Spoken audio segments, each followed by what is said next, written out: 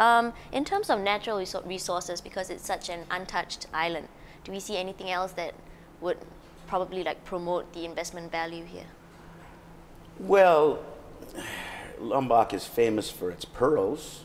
When you go to Lombok, mostly you should, if you're into pearls, you should be looking at pearls. Because there's a lot of pearl farms around the island, and the crafts there are just phenomenal. The craftsmen, the painting, the artists. There's quite a community of that there.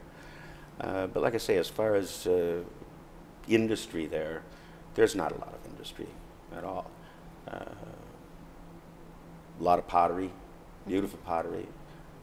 So it's all based on the tourism and agriculture and fishing, and that's really what there is there. There's not much manufacturing on the island at all. Okay, so is Sundancer just coming in as this commercial place and invading on the locals per se? I mean, we have the Green Globe Award that it has won, right? So that has come for something, I'm sure. Well, I wouldn't say, first to retract to coming in and invading on the locals. Yes, Indonesians are a bit protective. They don't want a bunch of foreigners coming in and buying up all their land and owning it. However, the government is relaxing the ownerships. A foreigner can now have a deed of lease registered as in the exact same manner as you'd have a deed of title registered with land registries. So there's protection for the foreign purchasers. There's even legislation been put forth to allow foreign purchasers to own freehold. However, to appease the locals, that it isn't all gobbled up by rich foreigners coming in, they're going to limit that to one property per foreign investor.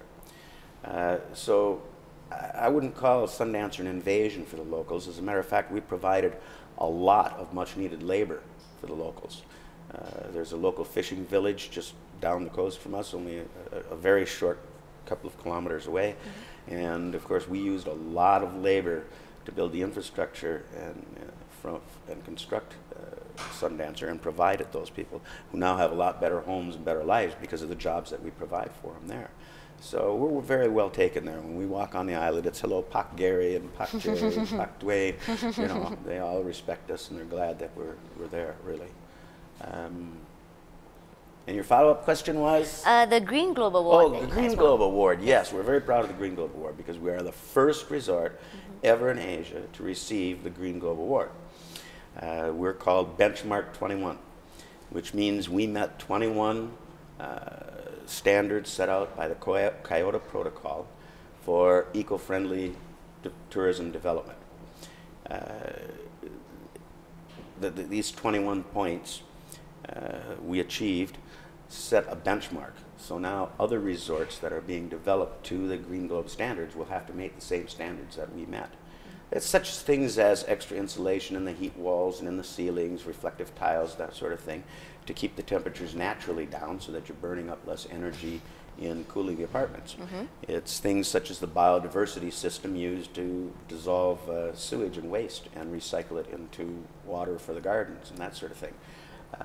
It's moving as little land and moving as little trees and leaving things as natural as you can leave them. There's a lot involved in it. It's making your air conditioners in your units smart enough to know that if you leave the windows open too long with the air conditioner running, the air conditioner should turn itself off. There's a lot of things in the Kyoto Protocol that are recommended. And there was a Professor Hyde from Australia that came over and taught our building engineers these. As a matter of fact, they were the first ones trained to meet Green Globe standards. And so we were the first ones in Asia to ever achieve that award. So we're kind of proud of that. So eco-friendly tourism investment. It costs a little more in the beginning to build that way, obviously. But your long-term savings is when you construct that sound and that low maintenance, you're providing the owners with lower maintenance bills and a longer-term life for the rental income. So the long-term payoff for it is quite On well. that note, what sort of investor should you be to invest in Sundancer? More long-term? How many years are we looking at holding? It depends on the level of investment. Somebody that has a low amount, I mean, nothing is a low amount of money, but somebody that wants to invest in a small plot, 350 square meters, 3,500 square feet plot, who can do so for about 40,000 Singapore dollars, he could be looking at that short term, 2 to 5 years. He's going to look at the tourism rise, land prices rise, and maybe just flip that land. I've had other purchasers that are buying several of those small plots with the vision of flipping 1 or 2 of them when the prices go up and building with the profit that they make. Then you've got your larger investors who've bought very large plots, 8,500 square meters, and are currently submitting plans, architectural plans for very large private villas. But the apartment investors, they'll be looking at leasing the apartments back to us for the most part for the return on investment. And it's those, I would say, should look at probably not a quick return. I would be wanting to look for the type of investor that could tie up $250,000 to $300,000 for about a 10-year period. Then he'd probably be looking at solid capital gains over the next 10 years as the tourism grows. But during that 10 years, he'd also have a income-producing property that's going to produce what we feel between 6 and 12% on his money. So I would say for terms, the land purchasers can look at a little more short term. The apartment purchasers should be looking at about a 10-year term. Any last comments about why investors should choose Sundancer in comparison to anything else?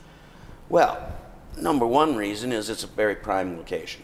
We like to say that we own the heart of Seketong. It's a prime location. We have prime beachfront. The views are just phenomenal from every place on the property. That's one reason. The other reason is, of course, our proximity to the new airport. We got very lucky when we bought this land. The new airport wasn't even planned yet. And 5 years ago, when they announced the airport, we still didn't know for sure what was happening. And now it's done, it's there, it's going to be open next year, and it's less than 30 minutes away from us. And that's very fortunate for us, that proximity to the airport. The growth in tourism, the commitment of the Indonesian government, the commitment of the president himself to continue the growth of tourism on Lombok, all of those are reasons that people should be there. And Sundancer in particular, you can't compare it to anything else there yet.